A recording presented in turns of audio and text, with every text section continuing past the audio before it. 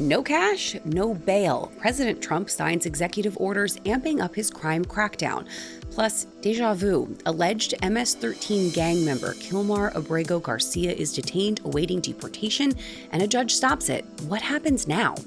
And the doctor is in, and the doctor might be ChatGPT. Tips for Americans who are turning to AI for therapy. Those stories and more today, Tuesday, August 26th. I'm Caitlin Becker, and this is the New York Postcast. Starting in Washington, where the president had a whole lot to say on Monday. He promised to solve Chicago's crime problem in a week, vowed to bring drug prices down 1,000%, plans to sue California, wants to make the Department of Defense the Department of War again, which it was previously in the 1940s.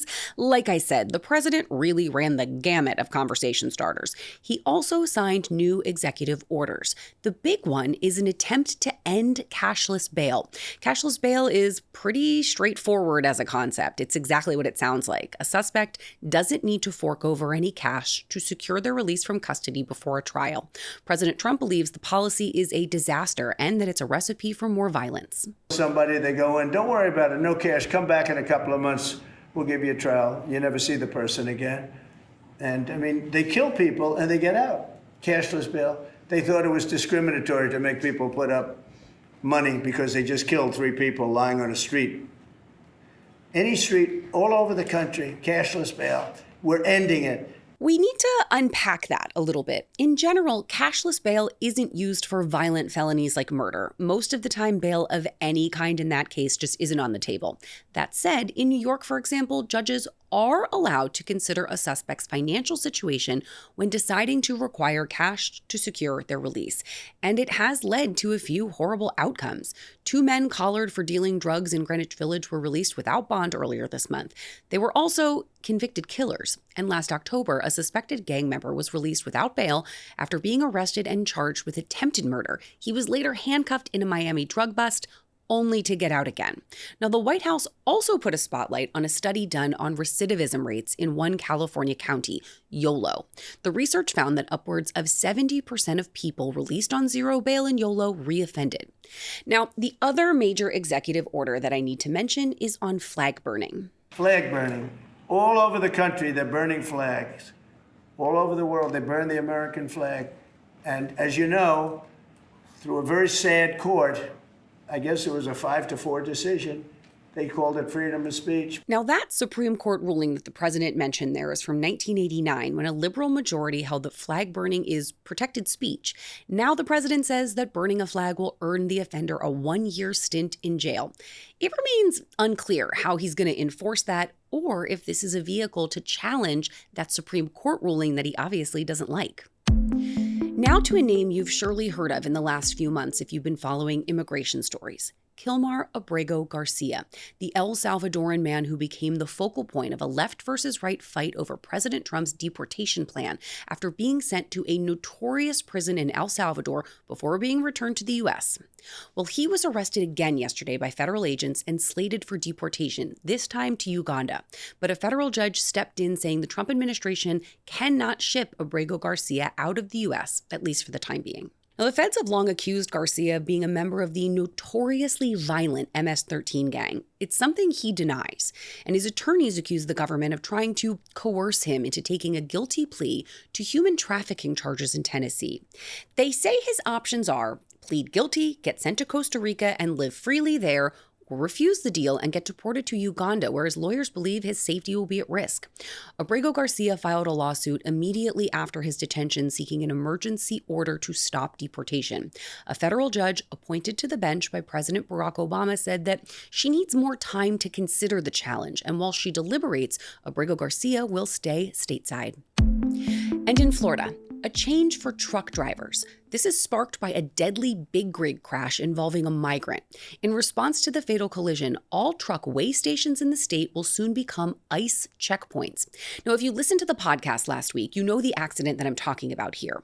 Harjinder Singh, a migrant who had been stuck in the immigration system for 6 years after entering the country illegally, was behind the wheel of an 18-wheeler when he allegedly tried to do a quick hairpin turn through the median of a highway, causing a crash that killed 3 people. trial. Now, Singh fled to California, where he had obtained that commercial driver's license, but he has since been returned to Florida, where he's now awaiting trial. Announcing the move to make checkpoints along Florida's major interstate dragnets, State Attorney General James Uthmeyer said that the new policy is already working and it had led to one arrest. There's no telling how many illegal aliens are in this country driving large commercial vehicles and putting American families in a safety risk every single day. Florida also plans to add more pullover lanes and better X-ray technology to see inside trucks. Now to our big story, a New York Post exclusive. Commerce Secretary Howard Lutnick announced that he's clawing back billions of dollars earmarked by the Biden administration for a company called Natcast. What the heck is Natcast? Well, it's basically a middleman that decides who gets pieces of the government fiscal pie, specifically cash set aside in the CHIPS and Science Act for semiconductor research. In a letter obtained by the Post, Lutnick said that he was canceling a multi-billion-dollar contract that funneled taxpayer dollars through Natcast, which again was created by the Biden administration, with a hunk of money, and we're talking billions here, that was pushed through just a few days before the former president left office. The nonprofit selection committee was made up of former Biden administration alums, and according to Lutnick, it effectively cut the current administration out of the mix entirely. Joining me now, the New York Post reporter who broke this story, Washington Bureau Chief Josh Christensen. So Josh, it's pretty rare that we talk about something on the podcast that no one has ever heard of. Why does this company Natcast exist? I mean, who runs it? Well, Natcast was an invention of the Biden administration. It was something that was cooked up, the last 2 years of the Biden administration and basically crammed full of staff from departing members of the Commerce Department, other allies of the admin. And it was a nonprofit that was essentially set up to receive $11 billion worth of taxpayer funding in order to transmit it towards semiconductor research and development. Okay, so if I'm understanding this correctly, the company is set up because they're going to get handed a whole boatload of money and then they're going to turn around and allocate it to specific kinds of research involving semiconductors. Okay. I kind of have that squared away now. So that doesn't sound, I don't know, weird to me. Can you explain to me what the issue is? I mean, what is Lutnick saying the problem is with Natcast getting that money and then allocating it as they see fit? The main problem is the lack of federal oversight and the fact that such an entity, which has existed in the past and will certainly exist again, in which a private group is stood up by the government in order to distribute funding. Any kind of law will have different sorts of funding initiatives, often flow to state entities, nonprofits, that sort of thing. But in this case, the law, the CHIPS Act, which was one of the big bills that Biden passed during his admin, did not set up any sort of independent extra governmental entity to take all that money and throw it out the door. And Lutnick is saying, well, we have no clue where all this went. And in particular, what we know for a fact is it was $11 billion in total, but $7.4 billion worth of that went out the door in the last 4 days of the administration with no oversight. And so he's wanting to, call them to account for this and say, well, where's this money gone? We don't know. We have no way of looking into it. And so I'm voiding this agreement as it stands currently. So you mentioned something in there that kind of piqued my interest a little bit. You said that these types of things, they've happened before, they're going to happen again. And it kind of brings me to this other interview that the Post has with EPA Administrator Lee Zeldin. He accused the Biden administration of doing something very similar to this with his own agency. So is it unique to the Biden administration? It doesn't sound like it is. Is this the type of thing that happens when a new party is in the Oval? Like, how common is something like this? It's very common when the White House is changing hands between the parties, that you will see different attempts to lock in the achievements of the predecessor before the successor can unwind them. You saw this when Obama handed off the White House to Trump in 2017. You saw this again when Biden handed the White House back to Trump in 25. This is something that the unique aspect of it with respect to the Biden admin was just how much money was being shoveled out by these groups toward like-minded, kind of democratic initiatives, nonprofits in the final months and the final weeks. And in the case of the Commerce Department, just the last few days. The Zeldin story you mentioned, that was $20 billion that was moved out of the Environmental Protection Agency into the Citibank, as this kind of independent entity to receive the funds, and then it was supposed to distribute it. And that was one way to guard against those funds being clawed back, which is something that Zeldin tried to do. And it's still, a court challenge is still, engaged in that effort. But with the commerce thing too, it's like, how are they going to claw some of this back? How are they going to get this money back if it's already been moved into this extra governmental entity? We'll have to see. So at the risk of a wild oversimplification here, it reminds me of like when someone gets remarried and the new wife comes in and gets rid of all of the ex-wife's decorations and furniture. Of course, here we're talking about billions and billions and billions of dollars. So what happens to the money now? Where does this money go, especially if there's a legal challenge? I mean, is it just sitting there in limbo? I mean, it was kind of, as far as I could tell, they were saying that up until 2034, there were plans to have some sorts of payments annually. So it's unclear whether the voiding of it would then allow them to claw it back entirely, or whether they've already tried to send most of it out, even from NatCast, right? So it's even a step further away from the government's coffers. But yeah, it's something that I'm sure Lutnick's team was talking about with them today after they received the letter.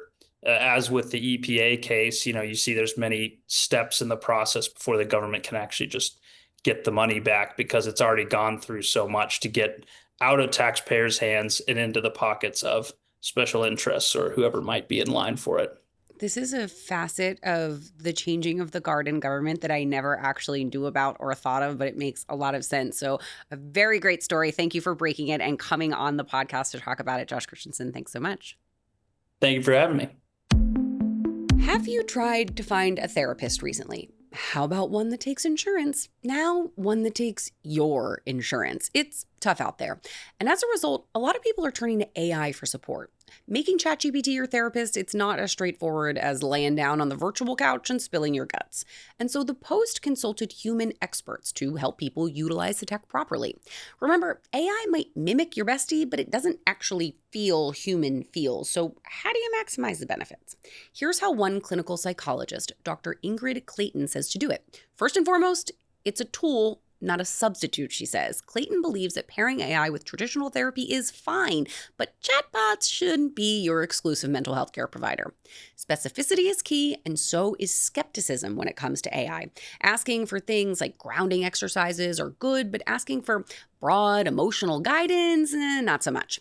Clayton says people should be wary of becoming emotionally attached, warning that, quote, over-reliance can encourage self-abandonment. And a big caveat here, there are always risks, including a growing number of reports of AI contributing to psychosis, hospitalizations, and even suicides. And ChatGPT is not a crisis counselor. A 2025 Stanford University study found that 20% of the time, large language models, just like ChatGPT, made dangerous statements to people experiencing suicidal thoughts. So if you're gonna do it and use with caution. And finally, let's talk about chicken nuggets, because why not? The US Open is in full swing right now, and what's happening off the court is almost as interesting as what's happening on the court, and for some, even more fascinating. Are you ready for this? $100 chicken nuggets. You're not gonna find that on any dollar menu, my friends. So if you head to Queens right now, you can shell out a Benjamin for luxury chicken nuggets. They're topped with caviar or shaved black truffles. This pricey piece of poultry comes from the chefs at Kokodak. It's a happening hot spot in Manhattan. And last year, these golden nuggets were only available to the few and to the privileged at the US Open. This year, anyone and everyone can buy them if you have the dough and you're willing to spend it. Question is, are you willing to spend it? Some people that the Post talked to, well, they absolutely hated it. Here's one review, quote, "The worst chicken I ever had in my life. that is harsh. And I gotta tell you, these fancy nuggets had the newsroom in a total uproar today. People were fuming over the fancy fried food. Now, to be fair, we didn't actually eat it today, and I have not tried the ones at Arthur Ashe Stadium, but the restaurant ones, which are the exact same, it's what the place is known for, and they're awesome. They're also gluten-free, which means I am willing to break my rule of never, ever, ever consuming public chicken to eat them. Yes, something you should know about me. I staunchly refuse to eat chicken made by someone in the public. I know it's weird, but I'm weird. But enough about me. Go to the New York Post in print or online so you can take a look at these bougie chicken nuggets for yourself, and let me know in the comments if you would spend your hard-earned cash to try them, covered in truffles and caviar. Then, of course, go ahead and like and follow the New York Postcast on your favorite podcast app and on YouTube. Now I'm wondering what the best fast food chicken nugget is. Let me know in the comments about that one too, because I can't eat them. They're not gluten-free. And until then, I'll see you tomorrow.